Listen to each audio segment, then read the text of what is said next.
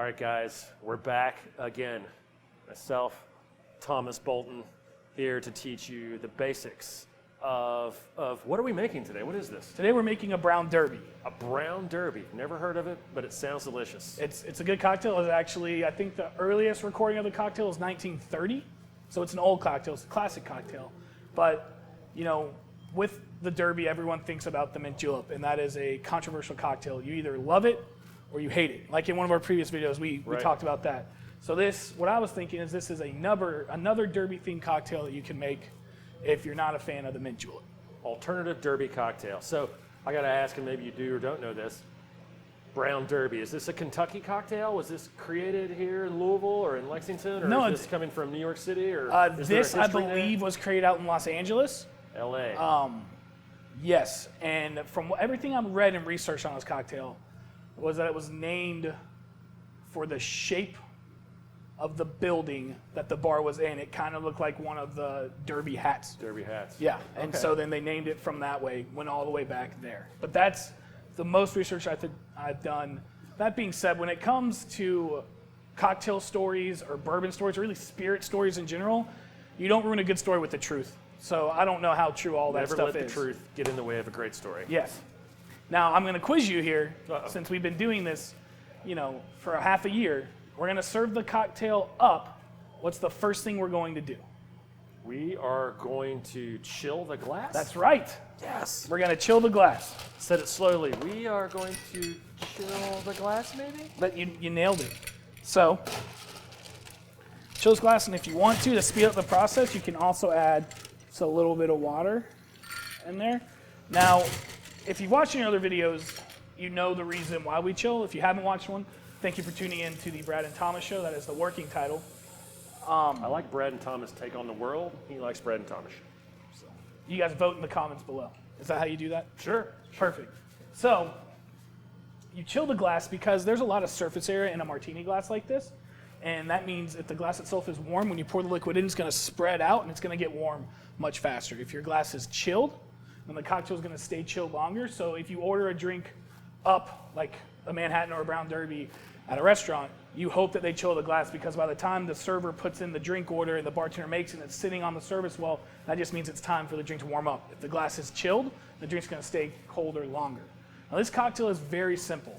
It's really only 3 ingredients. So the first is honey syrup. When you're building a cocktail, you always start with the least expensive ingredient first. So that, well, if you mess up, you have to dump anything out, you're not dumping out the booze. Got it. So we'll start with the honey syrup. Everything you see right here, you can get at Liquor Barn. And so I found this honey here earlier today, and I made a honey syrup by just equal parts honey and hot water and stirred it. So that's what's in this glass right here. So your honey syrup is equal parts honey and hot water. Yep. Stir it up and Stir it up. And then, together.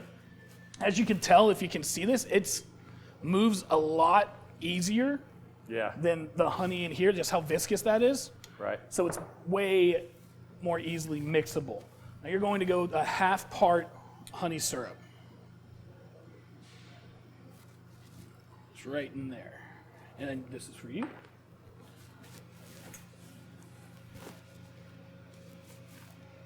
Perfect. Then what you have right here is grapefruit juice. So you're going to go a full part, so fill this small end of the jigger up all the way to the top. Grapefruit juice.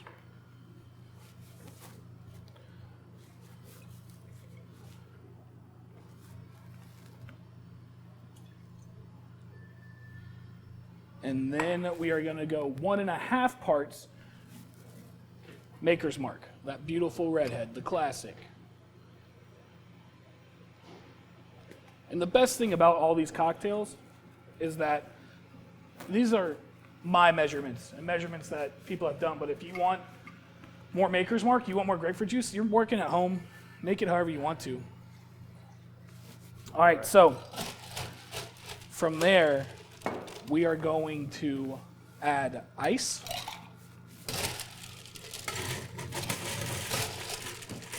All the way to the top? All the way to the top. Okay. Look at you.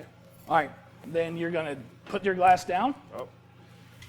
You're going to put that over it, smack it, turn it up, and then you're going to shake it. Now, when you're shaking, you want to look like you're having a good time. You don't want to shake like this.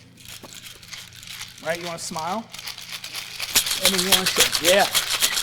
And you can even dance. We're doing it.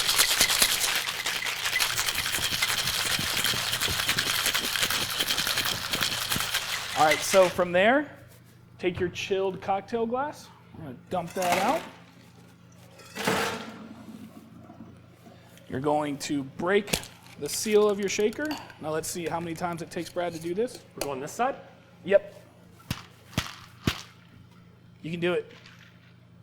Just brute strength. Nope. So when you hit it, No, I got it. yep, I go shook up it with too your much. hand. So like that's a. So when you hit it, you want to hit it on the side there, but then also pull your hand and grab it and go up. So then you're breaking the move. seal all in one movement. It's one of my new goals. I'm going to do this in one move next time. Now you're going to take your Hawthorne strainer, which is this one that helps you control the volume and the speed at which you pour it. Then you're going to take your fine strainer. So with any shaken cocktail that you serve up, you want to double strain it. That's to get out the bits of ice and everything you want there. If the ice is floating around there, then it's just going to continue to melt and dilute the drink. Got it. Now these, when I tell you everything you see right here, you get Liquor Barn, I actually got these glasses from you guys today to do this. And these All are the things. large cocktail glasses. I did get some ice through there. Prophetic. So now, very simple. You're just gonna take a grapefruit peel and go. I'll give you this one. Oh, thank you, buddy. No problem. He doesn't trust me. Not with the grapefruit. Is it a sneaky fruit? It's, Sneaky you know, dangerous this fruit? peel is a little bit softer and just takes a little bit more finesse than an orange or a lemon peel. So then you're going to do exactly what we talked about and what we've done before when we're expressing citrus. So you're going to hold the pith towards you, so that's the white part, and then you're going to squeeze it over the drink. Rub it around the rim. I rub it around here. Then twist, twist, twist. Toss it in there. There we go.